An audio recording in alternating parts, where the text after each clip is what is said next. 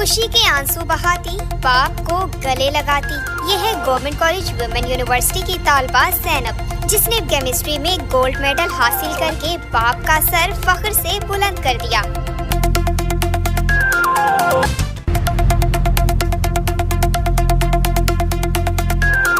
زینب کے والد نے جوتوں کی دکان پر کام کر کے اپنی بیٹی کی تعلیم کا خرچ اٹھایا۔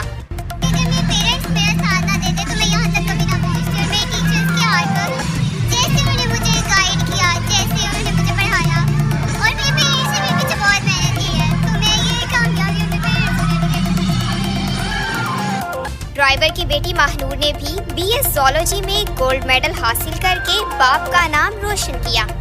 میرے فادر نے، میری مدر نے، میری سسٹر، میرے بھائی، میری فرینڈ نے مجھے سب سے پہلے سپورٹ کیا۔ یہ میڈل جو ہے نا، یہ ان کے لیے ہے۔ گورنر پنجاب بلیغ الرحمان نے 229 طالبات میں میڈلز تقسیم کیے۔ کیمرامین قدیر الرحمان کے ساتھ ردا سندھو۔